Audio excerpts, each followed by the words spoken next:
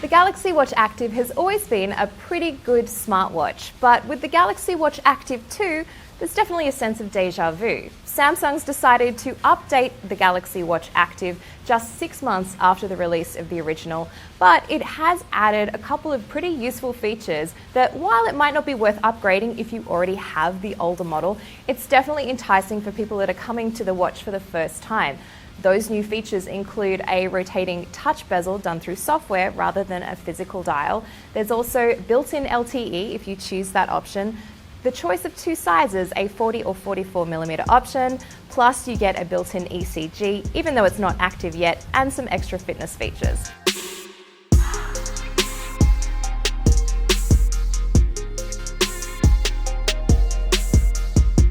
I've been wearing the 40mm version for a couple of days, wearing it throughout several different workouts and also to bed to track my sleep. I have to say this is a really comfortable watch for everyday use. It definitely feels better on the wrist than the original Galaxy Watch Active, which did feel a little bit plasticky. Fortunately, the Active 2 now comes in 2 different finishes. There's either an aluminium in a choice of 3 different colors or a stainless steel. The most important feature from the original Galaxy Watch, which was that really cool rotating bezel that you could use to change features, was absent on the Galaxy Watch Active, but fortunately now there's kind of, I guess, the hybrid of both worlds on the Active 2. It's a touch bezel that's driven through software. You run your finger across the edge of the bezel and you can switch through settings. I really like it, it's very intuitive to use. The haptic feedback also gives you that kind of satisfying click. I just find it a lot easier to navigate through menus and choose settings rather than strictly using the touchscreen like on the first Watch Active. The Active 2 is IP68 or 5 ATM, which does mean that it's water resistant, so you can take it to track your swims. And the color AMOLED display still looks really pretty and really premium, and there is slightly more real estate than on the first Galaxy Watch Active.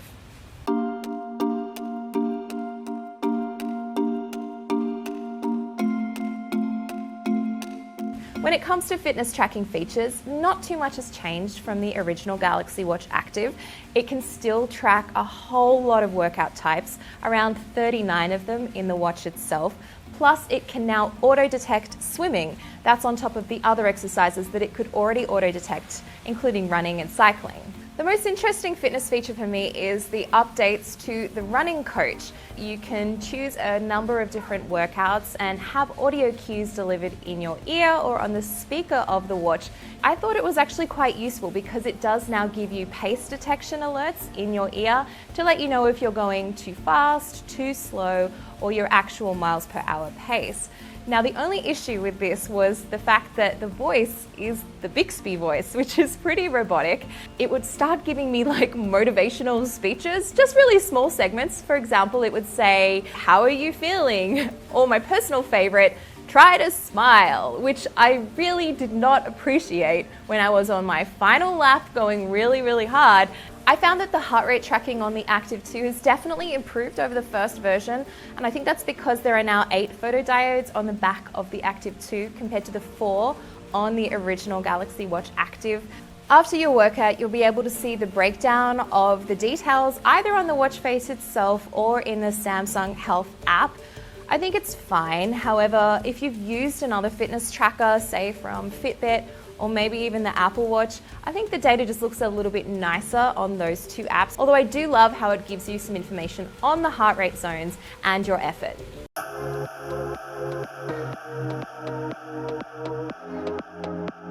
It's hard not to draw comparisons to the Apple Watch when it comes to some more health tracking features, such as the ECG, because the Watch Active 2 does have an ECG. However, at the moment, it's not active and it's not turned on, unlike the Apple Watch, which is FDA cleared and totally usable. I did reach out to Samsung to find out some more information on when to expect this, and they couldn't give me an ETA or a timeline. And this isn't the first time that we've seen the watch launched with a feature that isn't fully active when you get your hands on it. The Watch Active, the original version, launched with a blood pressure monitor, but it was only in beta and it didn't turn on for, say, a month or 2 after release. So we'll definitely have to stay tuned to test that out. There's also high and low heart rate detection, although you will have to have the watch constantly monitoring your heart rate in order to get those readings if they do happen. Sleep tracking is something that has been on the original Galaxy Watch for a while, and it hasn't really changed in the implementation across the generations. And I guess that's actually a good thing because it does work pretty well. And the watch is really comfortable to sleep with, so I have no complaints there. What I do have an issue with, and I hope that Samsung does implement fairly soon, is some sort of female health tracking. All of the competitors from major brands like Fitbit, Garmin, and of course the Apple Watch now do have female health tracking, so I just think it's an obvious addition for Samsung to add. Like the previous Samsung watches, this watch does have stress tracking too, although I don't find it particularly useful. It's nice to have it, but I just never found myself reaching for it to actually get any sort of meaningful data.